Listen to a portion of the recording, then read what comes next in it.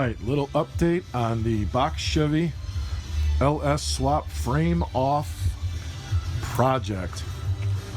Little progress. And see, this is one of those things, man. You know, we all do our projects a little differently, but this is real cool, man.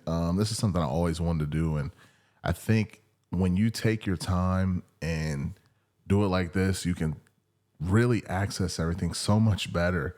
And you know, just like you'll see in the video here when he gets to his shifter, like these are the things that you get to do when you have a little bit of foresight and you can see things a little bit clearer. Now, there's going to be some things I imagine that he cannot foresee because the car's not there. So some of the clearance issues he may run into, he may not be able to see them right away. But, you know, you got a lot of space to work right here. So I'm going to let you guys watch the video real quick.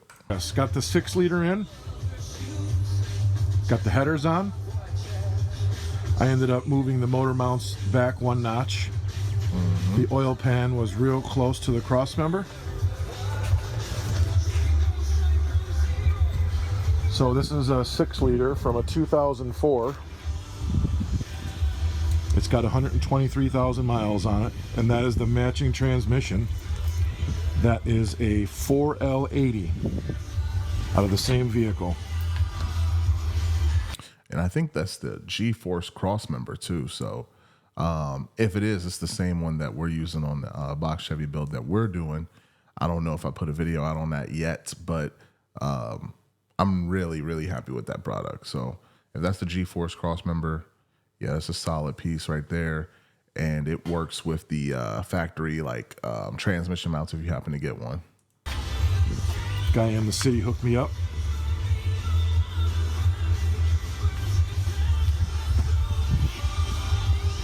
Got my shifter hooked up. So this goes to the factory column shift. And because the 4L80 is longer, I had to bring this bracket back towards the back of the car. So I just drilled a couple of new holes here, moved the factory bracket, and then on this shifter rod, I just took a 1/2-inch bolt, beveled both ends, and I welded it and then cut it. So if you can weld, that is definitely an advantage when you're swapping stuff like this. And see, that's one of those areas I was talking about, guys, where you get to see a little bit of, you get to have a little bit more foresight.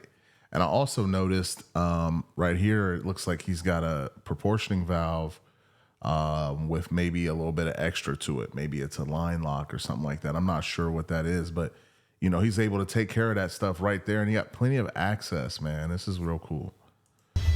That's a brand new proportioning valve. Got stainless steel brake lines. These headers, though they're okay at this point. Not really sure whether they're going to hold up.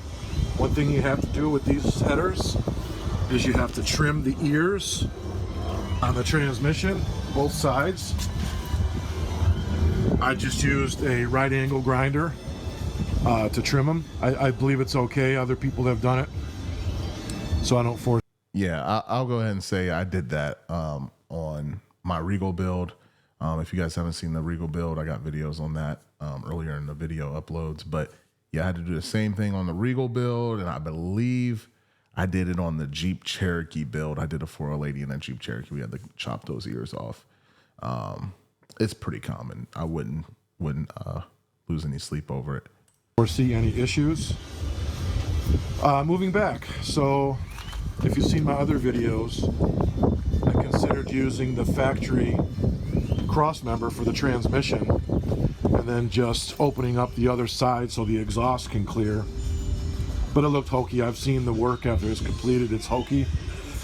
Then I sourced a 1995 Impala SS cross member from Facebook Marketplace.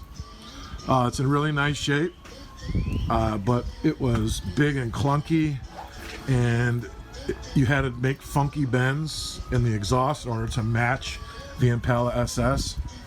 So I did some research, and I found this cross member here. This is for the box Chevy, and it's for a 4L80. So there's no modifying. It was a little over $300. I got it from Advanced, I believe it's called. And here's, it's powder coated, black powder coated.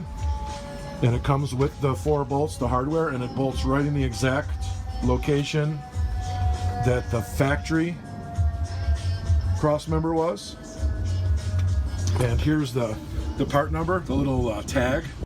Yeah, I'll go ahead and freeze that right there, man. I also bought the same cross member like I told you guys. Very, very nice product. If you guys can swing it, I would go ahead and get that. You can run a dual exhaust. It stiffens up the frame a little bit. It's real thick. And it's just a nice piece, man. It looks good. It feels sturdy. You don't have to rig anything up. I mean, now, if you guys, you know, you're creative and you guys trying to budget or whatever, you don't have to go this route. But for me, sometimes I don't have all the material and stuff laying around, and I don't have the time to fab up stuff all the time. This was a nice piece right here. I definitely recommend it. That they weld to the top of it. Like I said, it is powder coated. I did notice that the cross member right under here where the mount is, there was 2 holes. They were both offset and it didn't really fit my mount. This is the factory mount for this make and model transmission. So I just ended up drilling a hole where it wanted to go because I didn't want to. You know what? Actually, I know I made a mistake earlier in the video. I said if it's a factory transmission mount, I believe. But if you guys go to like AutoZone or like Advanced Auto or any of the like O'Reilly's or anything like that, maybe even Jags too, they sell like a polyurethane mount that's kind of generic. That's the one I ended up using. It had like 2 bolt holes in it, and it's got polyurethane mounts. It's got a polyurethane mount that's kind of made universal for like the GM stuff. It worked perfectly. So I wish I would have been able to tell them that because it's actually a nicer mount, and it seems like that's how that's set up to be used. So Pull it one side or the other and put stress on the front motor mounts. So I drilled a hole in it, put a couple washers on it, and it's fine. Then we follow the stainless steel brake lines back, and I'm still waiting on my clips. I do have the original clips, but they were rusty, so I found a set. All right, guys. So I'm not gonna finish the rest of this video, but I would recommend you guys just go check out the video, check him out. I can't remember the name of his channel. I'm gonna see if I can find that for you guys. But yeah, this is worth watching, man. Definitely check it out. My video is up there in the recommended. But check him out. What is it? I can't tell you guys. I can't see it in this video, but definitely go check it out if you guys can see that. And yeah, holler at your boy, man. Tap into the YouTube.